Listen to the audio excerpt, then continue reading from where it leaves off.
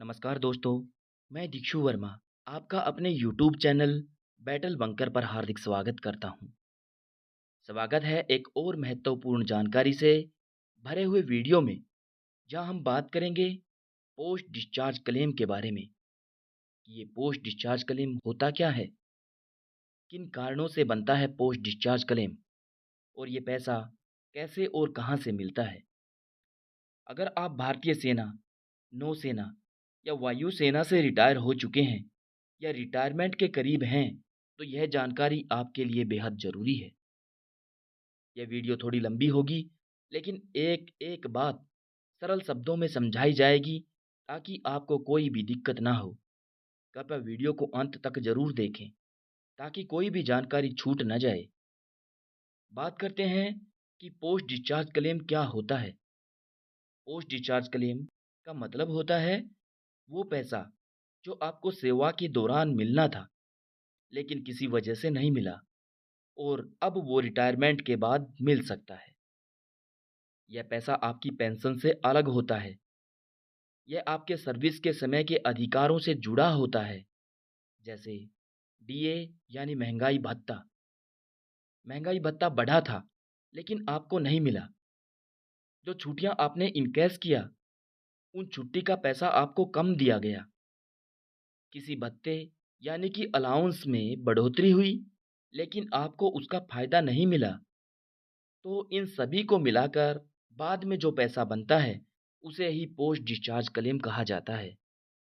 जानिए कि किन किन कारणों से बन सकता है पोस्ट डिस्चार्ज क्लेम।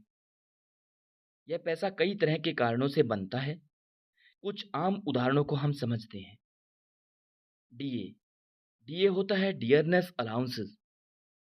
डीए का बढ़ना, मान लीजिए जब आप रिटायर हो रहे थे तब डीए 46% था, लेकिन कुछ ही दिनों के बाद वो 50% हो गया।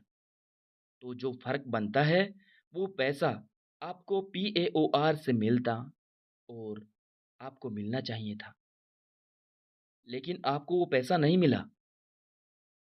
लीव इनकैशमेंट यानी आपकी इनकैश हुई छुट्टी, जो छुट्टी का आपका इनकैशमेंट हुआ, उसका पैसा। अगर आपने रिटायरमेंट पर 150 दिन की छुट्टी ली, आपको ये जानकारी नहीं थी कि आपकी छुट्टी कितनी बनती है, लेकिन बाद में पता चला कि आपके 160 दिन बनते थे, तो 10 दिन का जो पैसा था, वो आपको बाद में मिलेगा। एमएसीपी और एसीपी के एडजस्टमेंट। एमएसीपी यानी modified assured career progression, ACP assured career progression. अगर आपकी प्रमोशन या अपग्रेडेशन रिटायरमेंट के बाद रिवाइज हुई, तो उसका बकाया भी पोस्ट डिस्चार्ज क्लेम में बनता है। CA clothing allowance, HRA luggage claim. कई बार ये छोटे छोटे क्लेम भी छूट जाते हैं। अगर आपको इनकी जानकारी हो, तो बाद में ये सब पैसा आपको मिलता है। Risk and hardship allowances. कई बार इसका नया रेट लागू होता है और उसका बकाया बाद में क्लेम बनता है।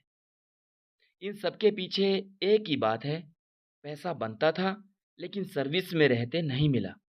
अब रिटायरमेंट के बाद मिल सकता है। यह पैसा कहाँ से मिलता है?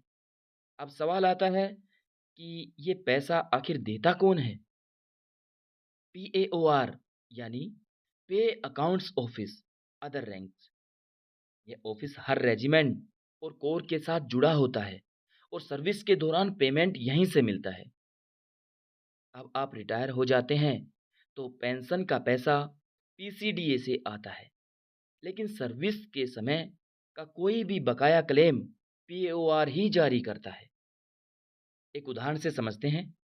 मान लीजिए कोई सैनिक 31 मार्च 2024 को रिटायर हुआ। उस वक्त डीए 46% था, लेकिन अप्रैल में डीए बढ़कर 50% हो गया। जनवरी से मार्च तक के महीने तो वह सर्विस में ही था, तो उन महीनों का डीए भी 50% के हिसाब से मिलना चाहिए था, लेकिन ऐसा नहीं हुआ। अब उसका जो फर्क बनता है, वो पोस्ट डिस्चार्ज क्लेम में आएगा। इसी तरह कई केस में रिस्क एंड हार्डशिप अलाउंसेस बढ़ा, लेकिन लेटर रिटायरमेंट के बाद आया, फिर भी पैसा सर्विस के समय का था, तो वो पैसा बाद में क्लेम किया जा सकता है। बात करते हैं कि कैसे पता करें कि आपका पोस्ट डिस्चार्ज क्लेम का पैसा बनता है या नहीं। जानिए, अपने सर्विस रिकॉर्ड और रिटायरमेंट पेमेंट का मिलान करें।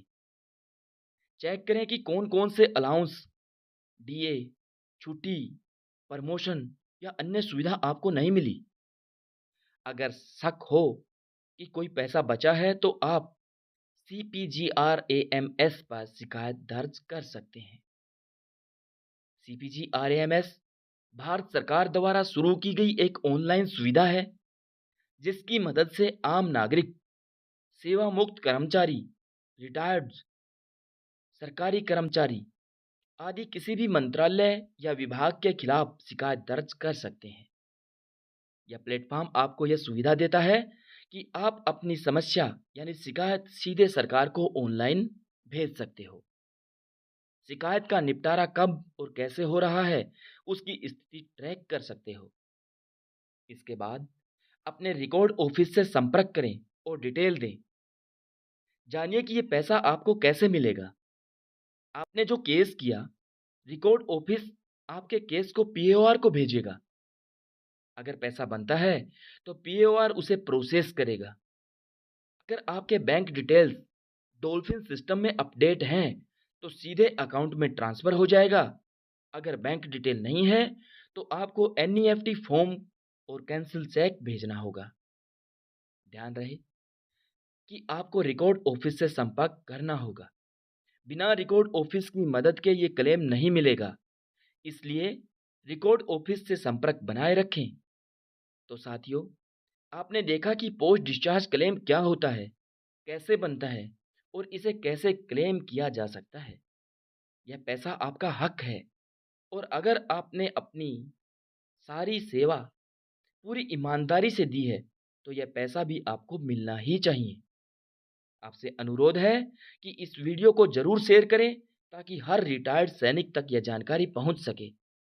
वीडियो को लाइक करें और चैनल को सब्सक्राइब ज़रूर करें। और अगर आपने कभी पोस्ट डिस्चार्ज क्लेम लिया है या ले रहे हैं, तो नीचे कमेंट करके ज़रूर बताएं। अगली बार हम एक और ज़रूर जानकारी लेकर आएंगे। तब तक के लिए आप अपना ख्याल रखिए। धन्यवाद। जय हिंद, जय भारत।